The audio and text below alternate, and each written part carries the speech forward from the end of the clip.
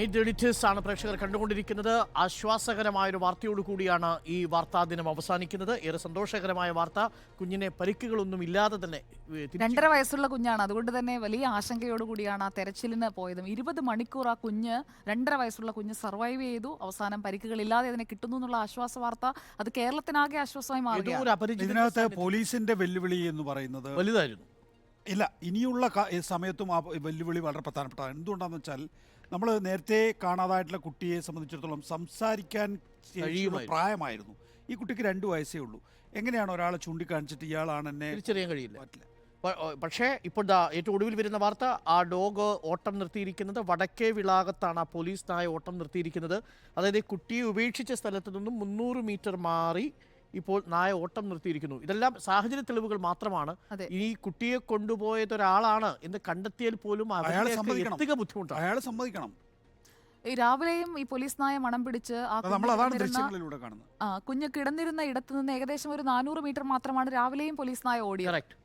ഏകദേശം അത്രയും ദൂരമാണ്. അപ്പോൾ അപ്പോൾ ഈ ചുറ്റുവട്ടത്താണ് ഈ കുഞ്ഞിനെ കൊണ്ടുപോയിട്ടുണ്ടാവുക എന്ന് വ്യക്തമാണ്. ഒരു കാര്യം നമുക്ക് ഉറപ്പിക്കാം, ഉണ്ണി ബാലകൃഷ്ണൻ, നികേഷ് കുമാർ, സുജയ പാർവതി, ഈ കുഞ്ഞ് ഈ രാത്രിയിൽ ഒറ്റയ്ക്ക് ഈ റെയിൽവേ സ്റ്റേഷൻ്റെ ഈ പ്ലാറ്റ്ഫോമിലൂടെ ഈ റെയിൽ പാളത്തിലൂടെ നടന്ന് 7 അടിയോളം താഴ്ചയുള്ള ഈ ഓടയിൽ വരില്ല, ഓടയിൽ വന്നിരിക്കില്ല. ഓടയിൽ വന്നിനി ഇപ്പൊ കാല് തെറ്റി വീണു വിചാരിക്കും, മുറിവുകൾ ഉണ്ടാവേണ്ടതാണ്. അപ്പൊ അതൊന്നും കരയേണ്ടതാണ്. അതൊന്നും ഇല്ലാതെ ഈ പരിസരത്ത് ഏകദേശം ഇതിന് തൊട്ടടുത്ത് വരെ ശ്രീജിത്തും നമ്മുടെ അന്വേഷണ സംഘവും പകൽ സമയത്ത് അവിടെയൊക്കെ തെരച്ചിൽ നടന്നതാണ്.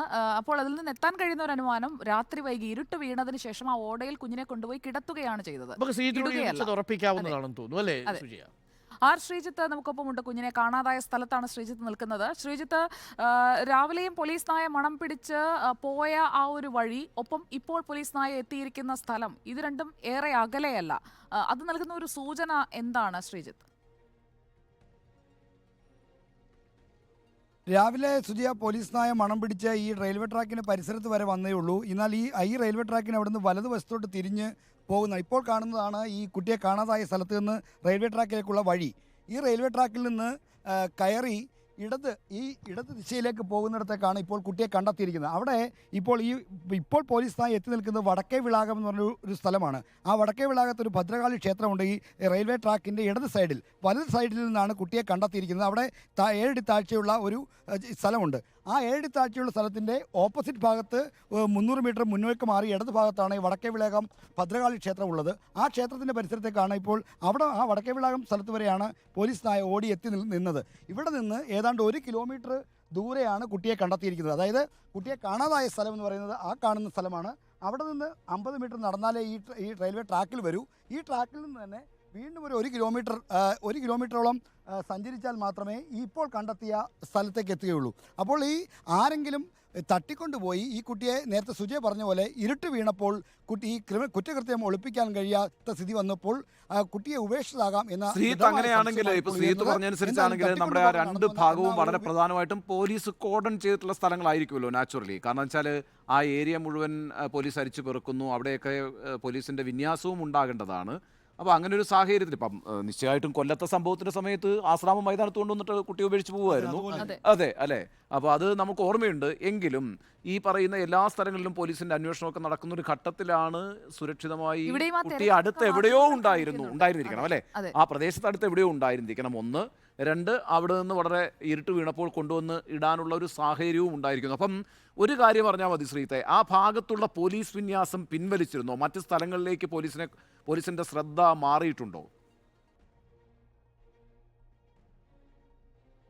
ഉണ്ണി ബാലകൃഷ്ണൻ, ഇത് നമുക്ക് ഈ സ്ഥലത്ത് പോലീസിനെ പൂർണ്ണമായി എല്ലാ സമയവും നിർത്തുന്ന സ്ഥലമല്ല. ഇവിടെ നിന്ന് വടക്ക് ദിശയിലേക്കാണ് കൊച്ചുവേളി സ്റ്റേഷൻ, തെക്ക് ദിശയിലേക്കാണ് പേട്ട ഡിറക്ഷൻ. ആ പേട്ട ഡിറക്ഷനിലുള്ള സ്ഥലത്താണ് ഈ കുട്ടിയെ കണ്ടെത്തിയത്.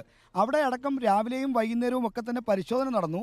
പോലീസ് പാർട്ടിയെ പിന്നീട് പിൻവലിച്ച് ഡ്രോൺ പരിശോധനയിലേക്ക് വന്നപ്പോഴാണ് നിർണായകമായ വഴിത്തിരിവുണ്ടാക്കുന്ന ചില ദൃശ്യങ്ങളും സംശയങ്ങൾ തോന്നിയത്. അങ്ങനെയാണ് ഈ മണ്ണന്തല പോലീസ് സ്റ്റേഷനിലെ പോലീസ് ഉദ്യോഗസ്ഥർ, സിവിൽ പോലീസ് ഓഫീസർമാർ അവിടെ എത്തുമ്പോൾ ഒരു കുട്ടി 7 അടി താഴ്ചയിൽ കിടക്കുന്നത് കണ്ട് എത്തുന്നത്. അപ്പോൾ ഈ രാവിലെ മുതൽ നടത്തുന്ന പരിശോധന, വിവിധ സംഘങ്ങളായി നടത്തുന്ന പരിശോധന തുടരുകയായിരുന്നു. കുറച്ച് ആളുകൾ, നേരത്തെ city police commissioner CH Nagaraj പറഞ്ഞ പോലെ കുറച്ച് ആളുകൾ CCTV നോക്കുന്നു, കുറച്ച് ആളുകൾ സ്റ്റേറ്റ്മെൻറ്റ് എടുക്കുന്നു, കുറച്ച് ആളുകൾ ഈ ഫീൽഡിൽ പരിശോധന നടത്തുന്നു, മറ്റു ചില ആളുകൾ ഹാബിച്വലായിട്ടുള്ള ഇത്തരം ചൈൽഡ് അബ്യൂസ് ഒഫൻഡേഴ്സിനെ കണ്ടെത്താൻ ശ്രമിക്കുന്നു. അങ്ങനെ തരത്തിലുള്ള വിവിധ തരത്തിലുള്ള അന്വേഷണമാണ് നടന്നത്. ഇതോടൊപ്പം തന്നെ ഈ ഫീൽഡിലുള്ള ട്രാക്കിങ്ങിനുള്ള ശ്രമങ്ങൾ നടക്കുന്നുണ്ടായിരുന്നു. എന്നാൽ ഈ പൊന്തക്കാടുകൾ നിറഞ്ഞ സ്ഥലമാണിത്. ഇവിടെ നിന്ന് കൊച്ചുവേളി മുതൽ അങ്ങ് പേട്ട വരെയുള്ള സ്ഥലങ്ങളിൽ സമീപത്തൊക്കെ വീടുകളുണ്ടെങ്കിലും ഈ ട്രാക്ക് പോകുന്ന സ്ഥലങ്ങളിൽ പോലും ഒരാൾ പൊക്കത്തിലുള്ള വലിയ പുൽച്ചെടികൾ വളർന്നു നിൽക്കുന്ന സ്ഥലമുണ്ട്, കാട്ടുപൊന്തകളുണ്ട്. അപ്പോൾ അവിടേക്ക് ഒരാളെ കൊണ്ടൊന്ന് ഒളിപ്പിക്കുക, അതിന് പെട്ടെന്ന് നമുക്ക് കാഴ്ച അവിടേക്ക് എത്തില്ല. അതുകൊണ്ടാണ് ഡ്രോൺ പരിശോധന നടത്തിയത് വൈകുന്നേരം. ആ ഡ്രോൺ പരിശോധനയിലാണ് ഒരു സംശയം തോന്നിയപ്പോഴാണ് ഇവർക്ക് ഈ പോലീസ് സംഘം അവിടേക്ക് എത്തിയത്. അല്ലാതെ പോലീസിന് രാവിലെ മുതൽ ഇവിടെ പരിശോധന നടത്തിയിരുന്ന കാര്യം ശരിയാണ്. എന്നാൽ അപ്പോഴാ കുട്ടി അവിടെ ഉണ്ടായിരുന്നില്ല എന്നതും ഉറപ്പിക്കാവുന്നതാണ്. കാരണം രാവിലെ മുതൽ ഈ തെരച്ചിൽ നടത്തിയ സംഘത്തോടൊപ്പം ഞാനും ക്യാമറ പേഴ്സണും ഉണ്ടായിരുന്നു. അപ്പോൾ നമുക്ക് ആ സമയത്തൊന്നും ഒരു വിവരവുമില്ല. എല്ലായിടത്തും ചെറിയ ഈ വെള്ളം പോകുന്ന കുഴലുകൾ വരെ ഈ പോലീസുകാർ കുനിഞ്ഞ് കിടന്ന് തറനിരപ്പിൽ കിടന്ന് അതിലേക്ക് നോക്കുന്നുണ്ടായിരുന്നു രാവിലത്തെ പരിശോധന സമയത്ത്. അത്രയ്ക്ക് എഫേർട്ട് പോലീസ് രാവിലെ എടുത്തിട്ടുണ്ട്. അല്ല, അത് ആ ദൃശ്യങ്ങളിൽ നിന്ന് കൃത്യമായിരുന്നു. കാരണം വലിയ രീതിയിൽ